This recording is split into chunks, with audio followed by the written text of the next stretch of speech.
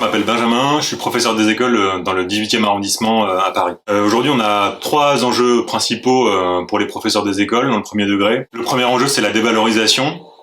Tout d'abord, la dévalorisation salariale, parce que si on compare l'évolution de l'inflation avec l'évolution des salaires, on voit clairement qu'il y a un problème et que depuis 25 ans, la perte de pouvoir d'achat pour les fonctionnaires et notamment pour les enseignants et enseignantes dans le premier degré a été impressionnante. Mais cette dévalorisation, elle n'est pas uniquement salariale. La dévalorisation, c'est aussi une dévalorisation du métier. Il y a 5 ans de politique éducative menée tambour battant par Blanquer. On en fait aujourd'hui les frais. Ça se voit notamment au niveau du recrutement. En 2022, le concours de recrutement de professeurs des écoles a vu 1700 postes vacants à la rentrée en raison du manque de candidats et candidates qui ne voient pas vraiment d'attrait au métier de professeur des écoles. Donc clairement, pour en finir avec ça, il y a deux revendications majeures. La revalorisation des salaires et l'arrêt du mépris, l'arrêt de la politique éducative méprisante menée à l'égard des personnels. Le deuxième enjeu, c'est sur le remplacement parce qu'avec cette crise du recrutement, on est face aujourd'hui à une situation qui s'apparente un peu à celle qu'on a vécue pendant le Covid. Pour faire face au manque de postes, le ministère de l'Éducation nationale et les rectorats ont recruté des contractuels, dont une bonne partie d'ailleurs a démissionné face aux conditions de travail qu'on leur proposait. On estime à 20% le nombre de contractuels qui ont démissionné dès le mois de septembre, contractuels qui sont placés sur les postes vacants. Et la deuxième chose qui a été faite par les académies, c'est de placer les personnels remplaçants sur des postes à l'année.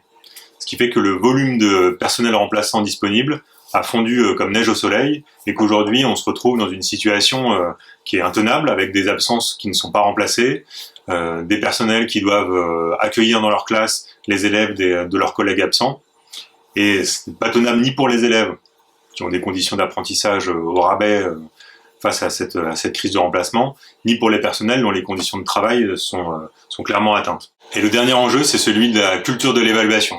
Parce que le ministre de l'Éducation nationale l'a clairement dit dans sa circulaire de rentrée, il veut faire entrer l'éducation nationale dans la culture de l'évaluation.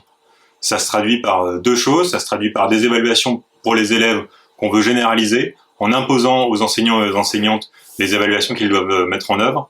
Et la deuxième chose, c'est les évaluations d'école que le ministre entend généraliser cette année dans le premier degré.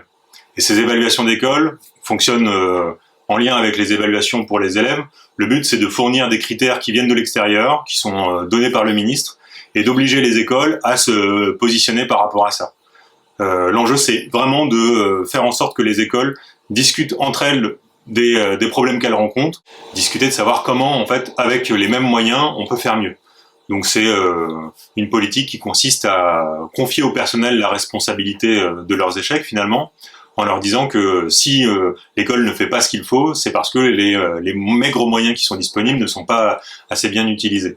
On voit bien le piège, c'est que toute la culpabilité, elle retombe sur les personnels, qui doivent discuter entre eux et entre elles, mais sans pouvoir interroger ni le manque de moyens, ni de pouvoir revendiquer des postes supplémentaires, un abaissement des effectifs par classe, alors qu'on sait aujourd'hui que c'est ça qui serait la vraie solution pour améliorer les conditions d'apprentissage des élèves et améliorer les conditions de travail des personnels.